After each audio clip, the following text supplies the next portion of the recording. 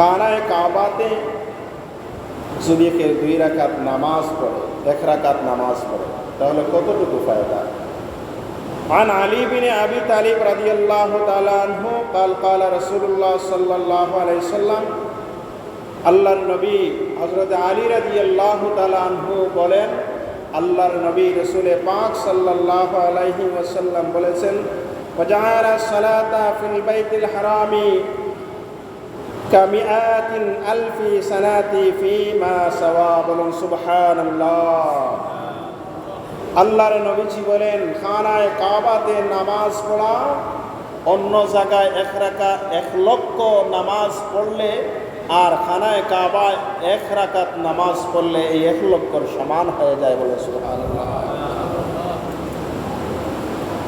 মান আজাবা আযানা খালিলিহি ইব্রাহিম আলাইহিস সালাতু সালাম ইয়াহদুরু লিল হজ্জ ওয়া মান লা ফাম। হযরত ইব্রাহিম আলাইহিস সালাম আলাইহিসসালামের আজান যারা শুনল না, আজানের জবাব যারা দিল না, তারা খানায় কাবার মধ্যে মৃত্যুর আগে কোনোদিন উপস্থিত হতে পারবে না। ইব্রাহিম আলাইহিসসালামের আজানের জবাব দিলে যারা দিয়েছি তারাই খানায় কাবার মধ্যে হজ করতে যাব। এতে তৌফিক থাকুক অথবা না থাকুক, আল্লাহর হুকুম হয়ে যায়। আমার সামর্থ্য অর্থর দিক দিয়ে আছে, কিন্তু শারীরিক দিয়ে নেই। আমি একজন প্রতিনিধি সেখানে পাঠিয়ে দেব। আছে না এরকম? আমি হজ করতে গিয়ে পারবো না, আমার শারীরিক অবস্থা ভালো নয়, আমি একজন মানুষ নির্দিষ্ট করে তাকে পাঠিয়ে দিলাম, কিন্তু যে গেল তার তো কোনো সামর্থ্য নাই। এখন আমি প্রথমেই একটি কথা আলোচনা এনেছিলাম যে আমরা ফিতনার যুগে এসেছি, যেখানে বলা হয় হজের 5টি হজের ফরজগুলি আদায় করার পর নবীজির রওজা মুবারকে জিয়ারত করার প্রয়োজন নাই, দরকার নাই, এটা হজের কোনো অংশ নয়। হজের ফরজগুলি আদায় করলাম, হজ পালন হলো, কিন্তু আমার নবীজি বলেন, ওয়ালামু আন্না ইতমামাল হজ্জি বিজিয়ারাতিন নবী সাল্লাল্লাহু আলাইহি সাল্লাম, জেনে রাখো হে হাজী, তুমি হজ করতে পারবে। আমার নবীজি বলেন যে আমি নবীর জিয়ারত করল না, তার হজ পরিপূর্ণতা লাভ করল না। হজ করতে পারবেন, কিন্তু আপনার হজের পরিপূর্ণতা আসবে না।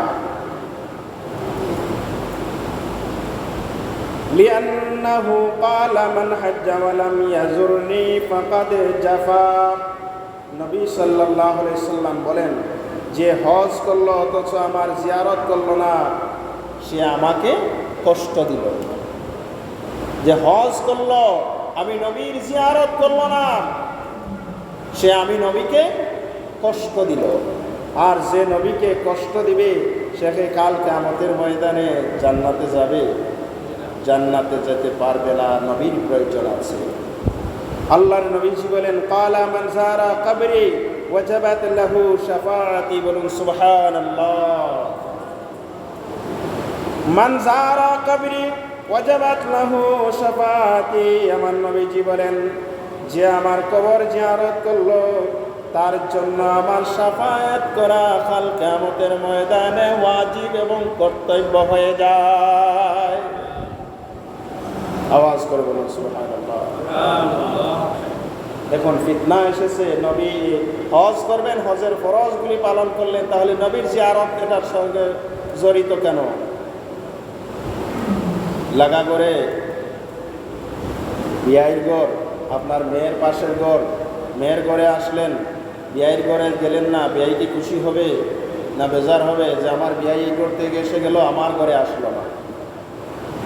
যার জন্য আল্লাহ রাব্বুল আলামিন আসমান এবং জমিন সব কিছু বানাইলেন, এই কাবা খানায় কাবা নির্মাণ করলেন।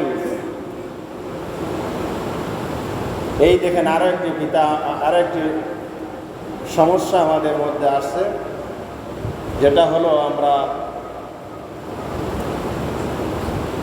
ছোট্টবেলা থেকে অনেক আগ থেকে শুনে আসছি মুসলমান জাতির পিতাকে ইব্রাহিম আলাইহিস সালাম। মুসলমান জাতির পিতা ইব্রাহিম আলাইহিস সালাম। এখন আহলে হাদিস যারা হাদিস মানে, আহলে হাদিস এদেরকে বলে, তারা বলছে না, ইব্রাহিম আলাইহিস সালাম জাতির পিতা হতে পারেন না, আমাদের পিতা হলেন আদি পিতা আদম আলাইহিস সালাম। মানব জাতির পিতা হলেন হযরতে আদি পিতা আদম আলাইহিস সালাম।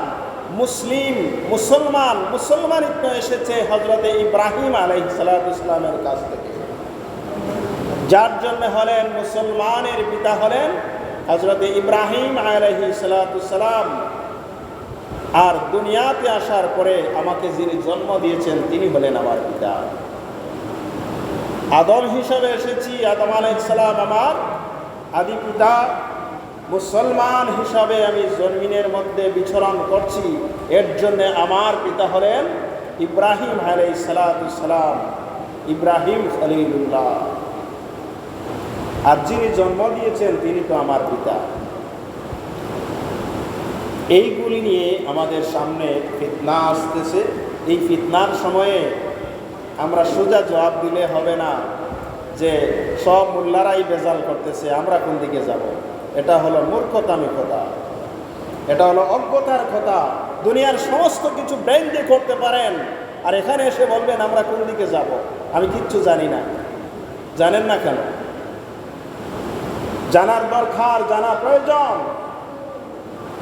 আদম আলাইহিস সালাম যখন জমিনে আসছিলেন জিজ্ঞেস করেছিলেন আদম, আল্লাহ রাব্বুল আলামিন বলেছিলেন, হ্যাঁ আদম, দুনিয়ার জমিনে যাচ্ছ, তুমি কি দেব? তোমার সন্তানদের জন্য শিক্ষা দেব, ধন দেব, সম্পদ দেব, ক্ষমতা দেব, কি দেব?